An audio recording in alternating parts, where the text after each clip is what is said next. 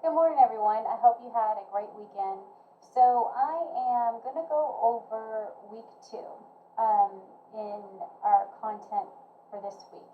But just before we get into the weekly update for this week, I wanted to remind you what we did last week. So, last week really wasn't talking about your perceptions on people who had disabilities or special needs and what were your thoughts about it. And we really dove into person first. So this week, and so last week, what you had to do was complete a practice rad, as well as completing a discussion board, and then you had um, your service learning pre-documents that you had to get completed. I did want to remind you once again, I have sent out an email about this last week, but I'll remind you, go ahead and get your referral form complete and get that on there. I know it's not due till later on in February, but it'd be nice if you can get that done now, because once you submit your referral form to Dropbox, and remember that's the form that the principal and the supervising teacher both agree that you can be in their school and you complete your 12 hours there. Once you get that submitted, I'll be able to send out my request letters and ask for permission, because there's paperwork I have to do on my side, but it'd be nice if you went ahead and got that. Also, I wanted to remind you, if you had a service learning component to a class that you took this past fall, like last semester, and you already completed your background check, please email me, and also go ahead and submit either your STA or your AON receipt that you had. That way, we can go ahead and get you cleared for that. But when you get this paperwork in and I have your background and you purchase liability and the referral form is done, then I'm able to move forward on my end and send the request letters and then the letter to the supervising teacher, because there's certain steps that we have to take in order to give you the green light. So the sooner you get that done, the better for you, so you can get in there and complete your hours. But remember, you cannot start your hours until you get the green light from me, which I will email you and let you know. Okay, so that was what was going on last week. So this week, in week two, we're really going to be learning about the history of special ed, right, and special education law. So the legislations that passed and things that took place that really changed special education. So I have the overview and outcomes for you. Make sure you look over that. The overview is really nice because not only does it give you an overview and it lets you know like your learning objectives, what your goals are, what you're going to be learning, it also tells you like your learning tasks, your assignments for the week, and then how am I going to be assessing you, as well as any keywords or concepts that go along with the content for this week. So like I said, we will be going over, the special education law, the history behind it. There's a lot of things that we're going to be diving into. We'll also be reading an article, so you will be completing your first reading article discussion, or as I call them, RADs. This one is for grade. Remember, last week that was just a practice, so you can get feedback. This one is an actual graded reading article discussion. So you will be reading an article for that. You will be completing the discussion for that, which is one of your assignments and how you will be assessed. You will be reading chapter 1 in the PDF, A Teacher's Guide to Special Education. Remember, that's free to you. And then I want you to review the website Parallels in Time. This is a really wonderful site, because this really allows you to go look at the different eras in people in the past who've had disabilities. So really we're looking at the whole history of developmental disabilities and how we got to today. Okay, so there's several different eras in here. Okay, so we have part 1, which was the ancient era all the way up to the 1950s. And then when you scroll down, you're going to see part 2, which was 1950s to today. Okay, so you can really see the change of special ed and people who had disabilities. So I really want you to go through. So as you click, let's say you start with the ancient era, which is where you should start. You're going to really see that this is an easy site to navigate. There there's a lot of great content in here, and it's short. It's like short paragraphs for you as you scroll through. This might take you time, but also I would encourage you to like bookmark this so you can go back and look at it. This is a wonderful resource for you. And as you go through, you'll see it'll go on to the next section, which was the Middle Ages. Okay, so this is pretty neat information that goes along with our content. Okay. Your assignment, of course, is going to be your reading assignment from the article. So when you click on it, the link is going to take you to the discussion board. That is what you have to do. To complete the discussion board, you will be looking at this article called Confronting Difference. Now remember, you do have 4 RADs to complete the reading assignment discussions, the reading article discussions. The first week, which is this week, I choose the article for you. The next 3 that you do, you will choose what week you want to do it. So different weeks, I will have opportunities for you to complete a RAD. So as long as you have 4 in total, you're fine. Just remember that this one is the one that you have to do. You don't get a choice in the article for this week. I choose it for you. So this one's called Confronting Difference. This is from Margaret Windsor. It's a really good article.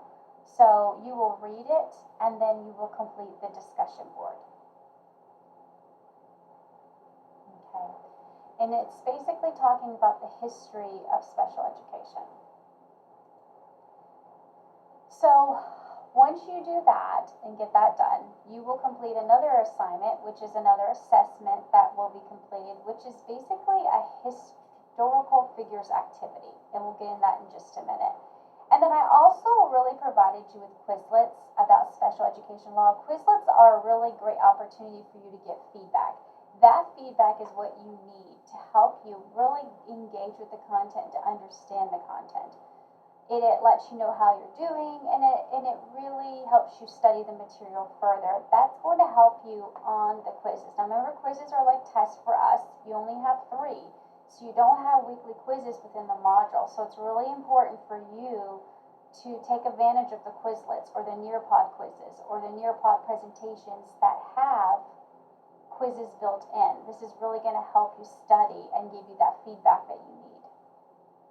Okay, so as you click on the Quizlet, you're really going to see the first one that comes up, which is the special education laws.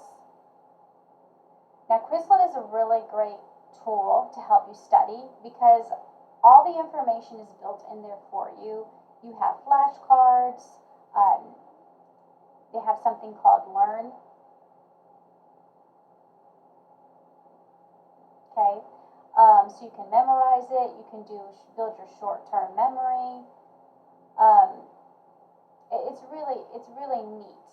The other thing that you have is the test. So this is really neat because you can kind of quiz yourself on the different laws of disability. So like the No Child Left Behind. There's quizzes built in here, true or false for you.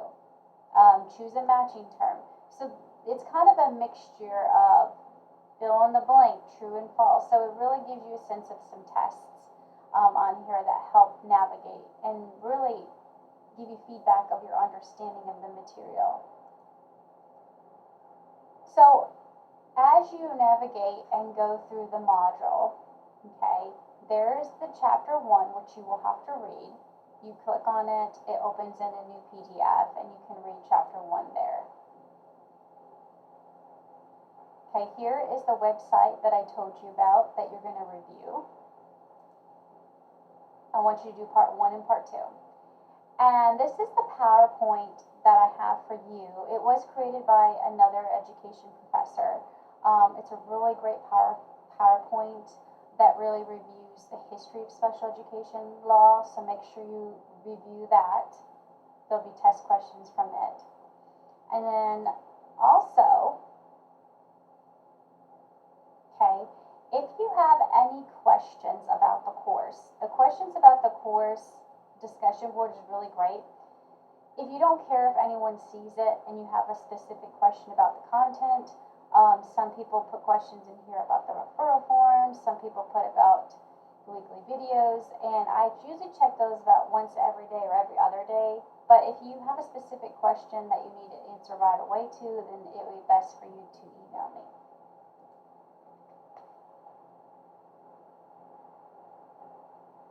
So as you navigate through the actual learning activities, you will come upon the assignments. So this is the stuff that you have to complete for me that you will be assessed on. So the historical figures activities, one of the assignments you will be completing this week. So what you're going to do is you will be completing a book. You will make a book, create a book about a historical figure that really had a positive impact on special education. Okay, so your book is going to be like a short description. So it's better than doing a paper, because this is allowing you to research this person, but it's also allowing you to create a presentation within the book. I don't know if many of you use this. It's a really neat tool. So what you'll have to do is first you're going to click on the list of historical figures, and this will open in a new window. Okay. So here is the list of people that you can choose to research and create a book upon. So there's lots of ones in here. All these people have had an immense amount of positive impact for special education. So you're going to choose a person, and then you are going to research them. Okay, I have provided you with a link that says a brief look into historical figures. Obviously, this is just a synopsis of the different characters. It would be best for you to continue your research. You can use the Water State Library database. They have wonderful stuff on there. But this is just a good starting point to see if this is someone that you would want to research further and create your book on. Okay, so you have Louis Braille, Thomas Hopkins Gillette, Charles Michael de Lapay. There's lots of different ones in here that you can choose. Once you figure out who you want to choose to do your book on, and you've looked into the different, like a brief synopsis, and you've done your research, this is where you're going to start to put your book together. So in the book, I want you to put a picture of them. I want you to tell me their name, their year of birth, and their year of death somewhere in the book. You will tell me the country and origin of where they did most of their work. What was their educational and professional background? What particular area of interest in working with individuals and disabilities did they have or contribute most of their time to? And then what was their two significant contributions to individuals with disabilities? Okay. And try to insert as many pictures as you can find, because a book is really comes to life when we can see actual images or photos.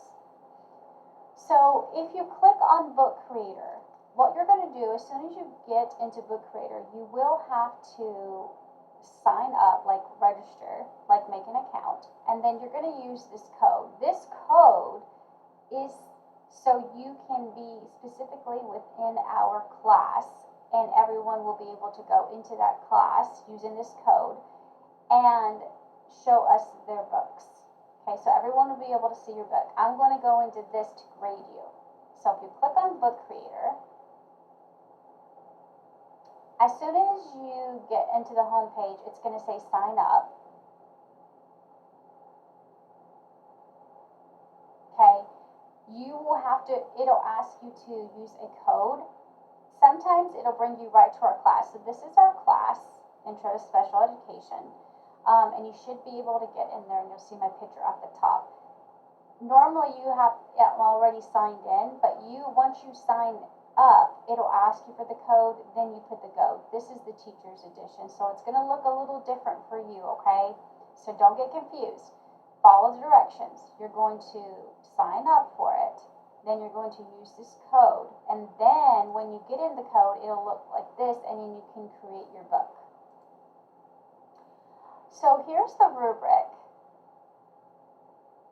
of how you're going to be graded. Okay, so this is worth 25 points, so you can look at the rubric there. The rubric can also be found under course information, rubrics, and then you can click on historical figures assignment, which yours might look a little different because it's not student view. And then you can see how I grade you. It is worth 25 points. I'm going to be looking at the historical person. Did you use all the information that I told you to do? Are there components missing that I asked for? I will be looking at grammar, spelling, and format in the book. And I will be looking at if you use Book Creator itself and about the research portion of it as well. So that's really what's going to make up those 25 points. 10 for historical figure, 5 for spelling, grammar, and format, and then 1 is on your presentation and research itself. So that is making up your 25 points.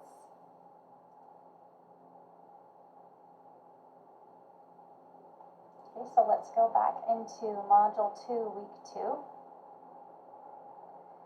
So the other thing that you're going to have to complete, which I already mentioned, was your reading assignment discussion. So you will be looking at this article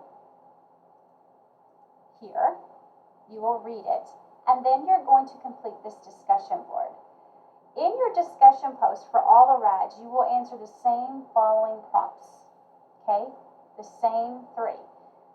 What did you feel like the 2 or 3 most important concepts from the reading was, and think about it in terms as a future teacher. And why was that something that stand out to you?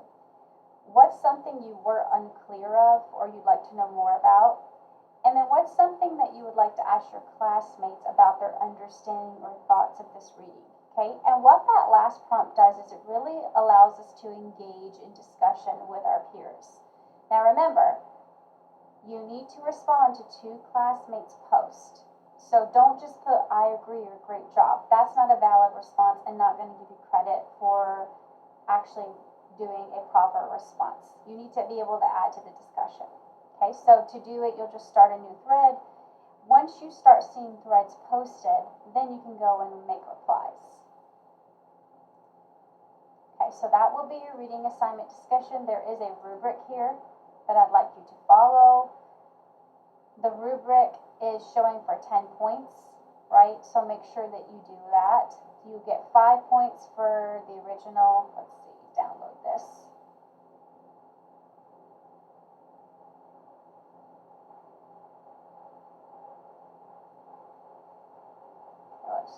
It's because I'm in teacher view, not student view.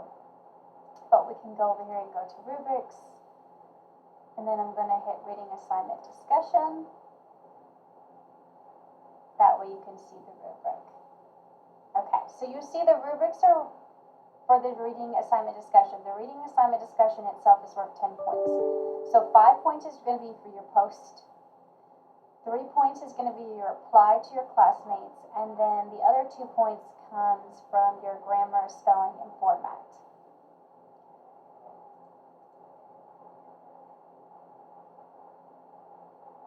Okay. I also put what's going to be due on Sunday, which is going to be having your liability insurance. So that's either going to be Aon or STEA. There's a separate place inside of Dropbox for it. Aon insurance, when you get your receipt, you should have emailed it to Teacher Ed Background. Okay, so that goes there.